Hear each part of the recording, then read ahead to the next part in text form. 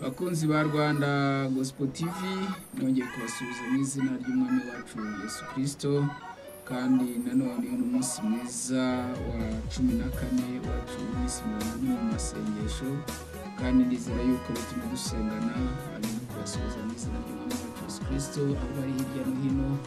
Imana yo mu ijuru umugisha kandi wese muhe icyo umutima ushaka. Reka rero twari twatangiye icyumwe n'inyigisho zo kubohoka, none tugiye kuba dukomeje. Mwami Yesu, mwami mwiza, ngushibiye nanone iki gitondo cy'umugisha wongere kumpa, yonganire n'ubwoko bwe ndetse n'abantu bawe, mwami w'abami, bakomeze bashoboze muri byose. Reka abantu babohoke bakire bazima mu buryo bwo mu no mu mwuka, mu izina rya Yesu. Kandi inyigisho z'uyu munsi z'inyigisho zo kubohora benshi, mu izina rya Yesu, amen. Rero twari twatangiye inyigisho igendanye no kubohoka, turi mu cyanditswe kiri mu Magayeri ibice 5 umurongo waho wa 7. Rero twavuga ngo badata bakoze ibyaha kandi ntibakiriho, natwe twikoreye ibicumuro byacu cyangwa se byabo. Rero ibyo bicumuro byabo ni umunsi turashaka kuvuga ngo uyu munsi turavuga ngo kubohoka, ibimenyetso bigaragaza umuntu uboshye. Ibimenyetso bigaragaza umuntu uboshye nibyo tugiye kuvuga muri iyi nyigisho.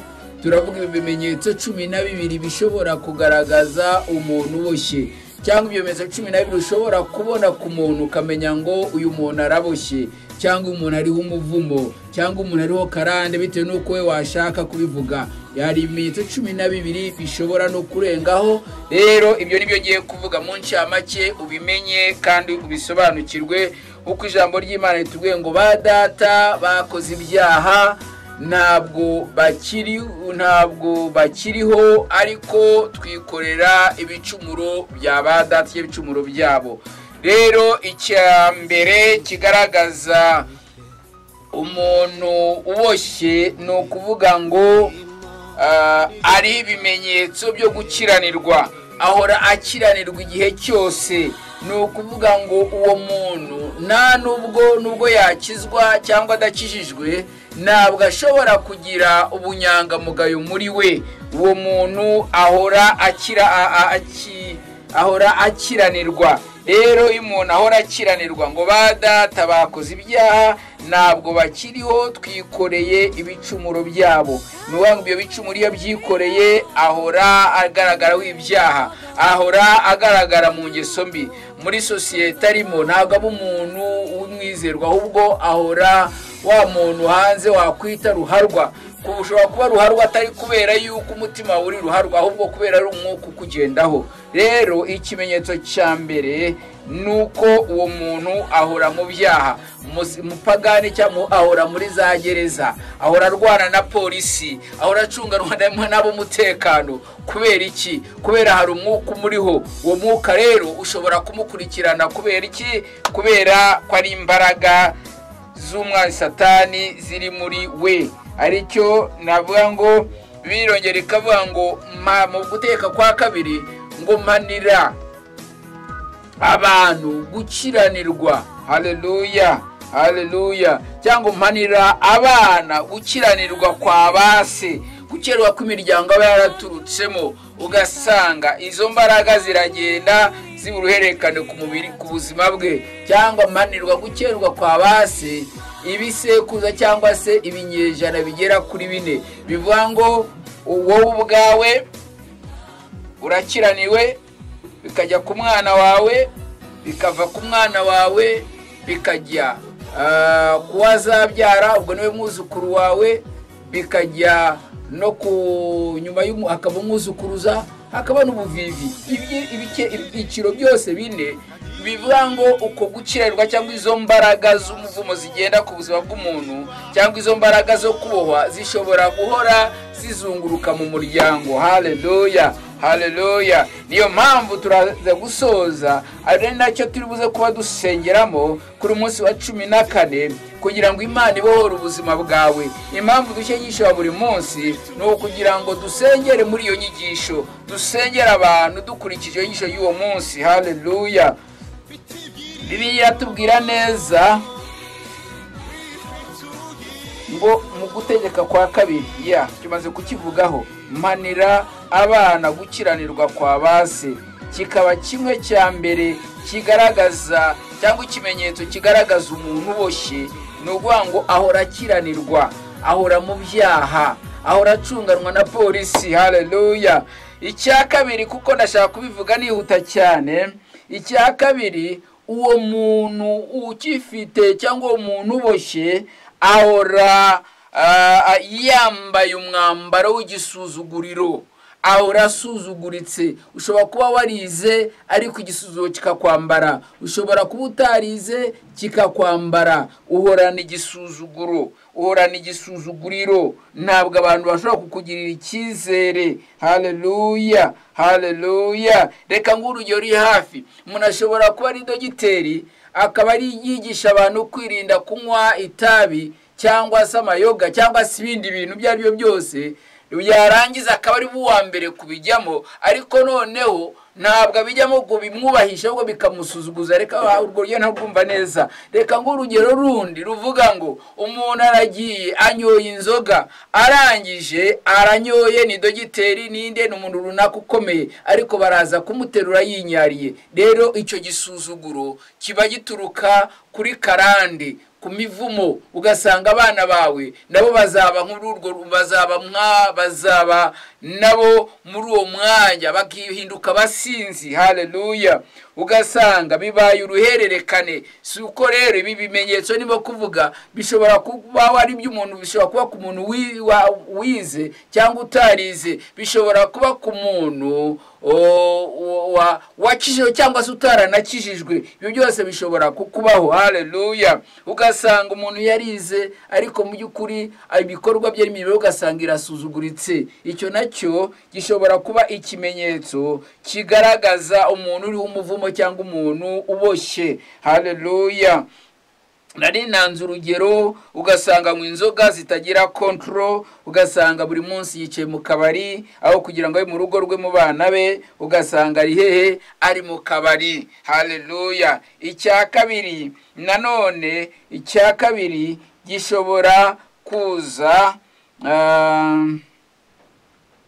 kutabyara, cyangwa se waba ubyaye ukabyara igitsina kimwe, ukabyara abahungu gusa cyangwa ukabyara abakobwa gusa, menya ngo ubwo harimo akantu, uraboshye, harimo karande, harimo umwuka ukukurikirana. Haleluya. Ndimo natangiye kuyezwa ngo ba data bakoze ibyaha ntabwo bakira twikora ibicumuro byabo. Icya gatatu nanone, indwara zihoraho, indwara zi mu miryango, indwara z'uruhererekane. Mujya mwumva ngo kubera ko isogokurishwe na kanseri, n'umwana akicwa na kanseri, akazarwara kanseri. Izindi ndwara za diabete, ugasanga igifu gihora mu muryango, gihora cyica abantu mu muryango. Izo ni indwara. Ugasanga mu muryango harimo abantu basaze buri gihe, mu muryango kwa kana kabamo umusazi. Izo ni za ndwara nanone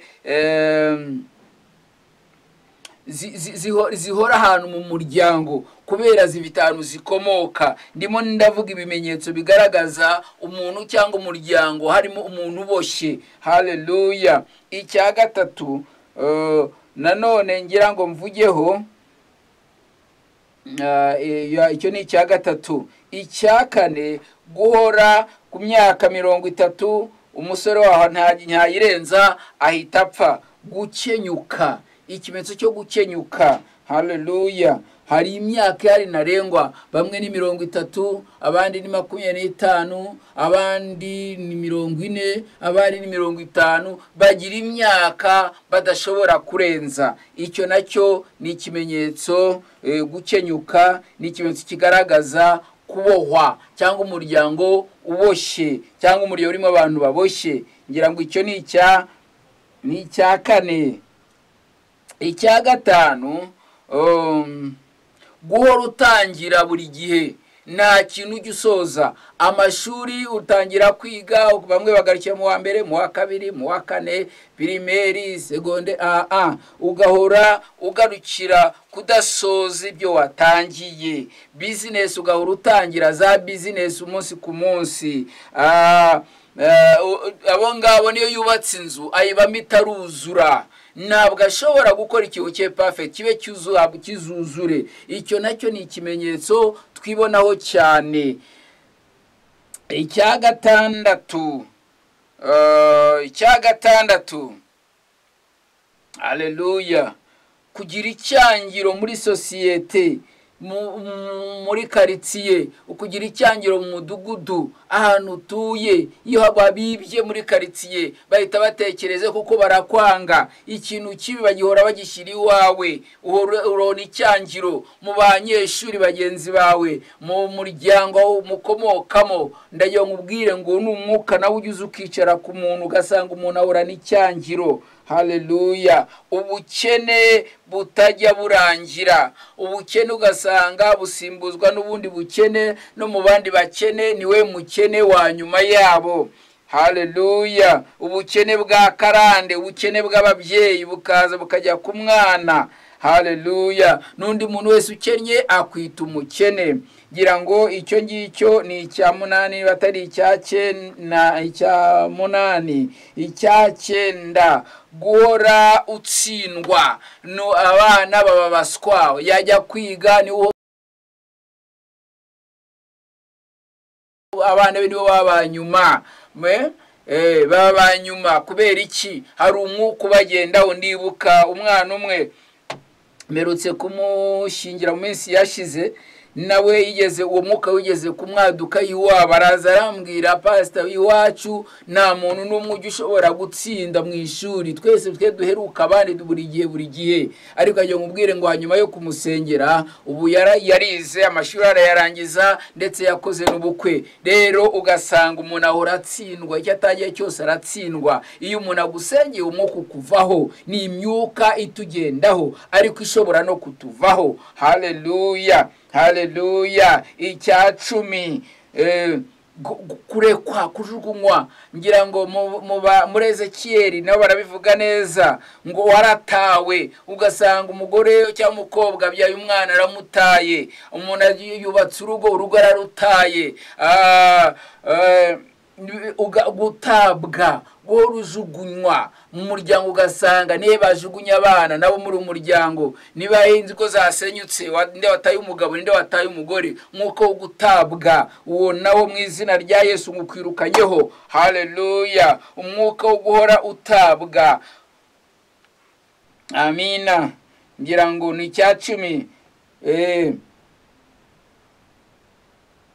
Ikindi, umwuka w'ubugugu ku by'Imana yaguhaye. Haleluya. Umwuka ushobora gutuma gutanga icya cumi, bakora gutanga icya cumi. Uwo nawo nuko ariko bivuye ku mwuka wa bugugu. Ntabwo ushobora gutanga, biravuga ngo gutanga guhesha umugisha kusha guhabwa. Reka manze kuvuga gutanga bisanzwe. Nta kintu mu rugo iwawe, nta kintu ushobora gutanga. Nago umuntu ashobora kubona ushonje ngo umugaburire. Nago ushobora kuba ufite imyenda itatu ngo umuntu umwenda umwe. Ni ukuvuga ngo muri wowe uhorana umwuka w'ubugugu. Ubugugu nabwo ni umwuka wo kubohwa. Icyanyuma ndashaka kwenda kuvuga nicyo ngicyo cyo kuvuga ngo kudatanga ikimwe cy'icumi. Bibiliya uwo ni umuvumo n'urugi uturuka ku Mana, ngo dore muravumwa wa muvumo. Muri Maraki ibice 3, muravumwa wa muvumo, ngo mwese ishyanga ryose mwanyima ibyanjye, niyo bamuvumwa. Wa muvumo ubukene bukaza kubera yuko udashobora gutanga. Ikindi, kutamenya icyo nakwita nk'ubujiji mu buryo bw'umwuka. Kutamenya ko ibintu byanze ngo wongere ufate izindi ngamba. Biranyereka neza muri uko ibice 15 tubona umwana w'ikirara aragenda ibye arabyaya birashira, arangije ngo ajya gusangira, kwifuza gusangira n'ingurube. Ariko birambwira neza ngo arangije ngo yisubiraho, arangije asubira kwa se. Isi aramwishimira, mwambika ikanzu nziza, umuryango uranezererwa. Kutamenya rero ko wayobye, kutamenya yuko utari mu nzira nziza, kutamenya ko utari mu mwanya mwiza, ubujiji muri bwo mu mwuka. Biyenda bivuga n'abantu b'abarokore, n'abantu bamenye Imana, ukitwa ngo umenye Imana ariko ugakora ibitandukanye n'ibyo abantu bazi Imana. bw'Imana. Haleluya. Rero nagiye nkubwira ngo icyo nacyo n'ubujiji bwo mu mwuka, kuko umenya yuko ibyo ukora bitagenda ukisubiraho, ukamenya ko hataye umurongo ukisubiraho. Haleluya. Rero ibyo bintu bigira 10 cya 13 ngira ngo 12, kuko icya mbere kira uhora mu byaha, uhora ibyaha. Ibyo rero ugomba kubyihana ukabivamo ibyaha burundu. Icya kabiri nagira ngo rero nkubwire, uhorana igisuzuguro. Natanze urugero ku muntu warize uri dogiteri cyangwa uri icyo, ariko ugasaba gutera wanyoye inzoga winyariye, na gahokora wambaye umwuka w'igisuzuguro. Haleluya. Icya gatatu kutabyara cyangwa ukabye igitsina kimwe. Icya kane indwara ziri karande, ziri diteri, zica abantu mu gihe runaka, wasanga indwara zura mu muryango. Icya gatano gukenyuka ku myaka runaka. Icya gatandatu uhora utangira ntusoze business, ugatangira ko ntusoze amashuri, ugatangira ntuyasoze, ukubaka inzu ukabamo itaruzura, ubundi warangiza ukanayigurisha. Icya karindwi kugira icyangiro muri sosiyete, ni wowe abantu bakahora batekerezaho ibibi. Icya munani go rutsindwa. Icya 9 ubukene bwa karande. Icya 10 kurekwa, kujugunywa, abandi babyara abana bakabajugunywa n'umwuka. 11 gutabwa cyangwa se 11 kutamenya, ubujiji mu buryo bw'umwuka, kutamenya ko wataye umurongo ngo wisubireho. Haleluya. Icya nyuma navuze ngo umuvumo ushobora kuva ku Mana, ntushobore gutanga, nukagira ubugugu, kahorana ubugugu, ntutange kimwe mu 10 ukavumwa wa muvumo. Ndagira ngo ngusengere rero, hari ikimenyetso kimwe wiyumvisemo, bishobora kuba kimwe cyangwa 2, bishoboka yuko hari n'umuntu uzi tukamusengera. Mu izina rya Yesu w'i Nazareti, umunsi wa 14 ni umunsi wo kugira ngo ubaturuke muri izo mbaraga, ubaturuke muri iyo mivumo. Mu izina rya Yesu, Mana ya Abrahamu na Isaka na Israeli, nje imbere muri aka kanya nyiringabo Imana, kubw'umumama, kubw'umupapa, kubw'umusore, kubw'inkumi, kubw'umwana mutoya. Mwami, bimenyetso byose byo ko bivuze 12, Mwami w'abami nyiringabo, birashoboka ari kimwe kimuriho cyangwa cyangwa 3, cyago nitaye kuba ari bimuriho, ariko ijambo rya rirambwira neza ngo uwo mwana azabatura, azabatutse. Mu izina rya Yesu wa Nazareti, ndategeka imbaraga zo kubatuka.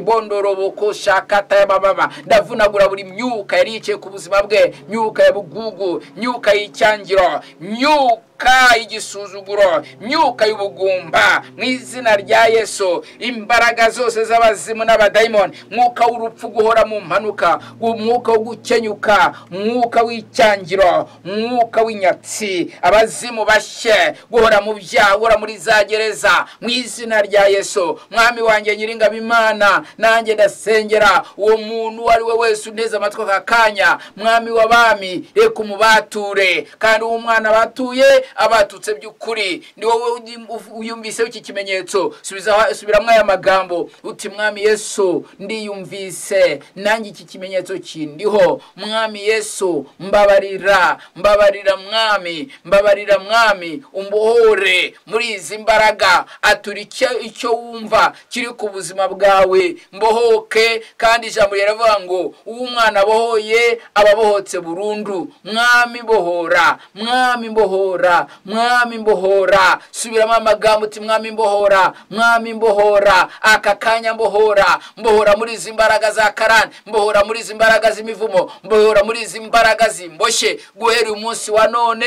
ndakwakiriye Yesu, ubu Mwami n'umukiza ubugingo bwanjye. Guhera umunsi wa none, mu izina rya Yesu, nakira ubuzima bushya, nakira ubuzima buhindutse, nakira ubuzima buhindutse. Kandi sinzongera kubohwa, kandi sinzongera kubohwa ari njyewe n'abana banjye abuzukuru banjye n'abuzukuruza banjye kugeza ku buvivi bwanjye. Nta n'umwe uzabohwa mu izina rya Yesu. Amen. Niba usubiye muri iryo sengesho, Imana yo mu ijuru irakubohoye kandi urabohotse burundu. Ikindi wenda nakubwira ngo iyo ukiboshye, iyo uboshye, ibi bishobora gutuma udashobora kubona ubwami bw'Imana. Rero Imana iguha umugisha. Turakomeza dusubire kutuguhiga zino nyigisho zo kubohoka, kandi uraza kubohoka. Niba ufite ikibazo wampamagara kuri iyi nimero yanjye 0788430085 nkagusengera ibindi nkanakwigisha uburyo ushobora kubohoka. Nabyo muraza kubikurikirana mu nyigisho zikurikiraho, ibyo wakora kugira ngo ibi byose wisanze ku mubiri wawe, wisanze mu buzima bwawe, wasanze mu muryango wawe, wasanze mu bana bawe, wasanze aho utuye, kugira ngo ushobore gutsinda mu izina rya Yesu. Amen. Imana ikumera umugisha. Kandi ujya gusoza inyigisho nagira ngo ukore subscribe kugira ngo ujye wumva ndetse izinyigisho zikurikiyeho, kandi ntiwibagirwe gukora share ngo n'abandi bafashwe n'inyigisho, kuko urabumfashe kuvuga ubutumwa. Imana iguhe umugisha. Turabakunda cyane bakunzi ba Rwanda Gospel TV. Imana yo mu ijuru ntizigere bibagirwa, kandi baho umugishwa bw'uko bukeye. Amen.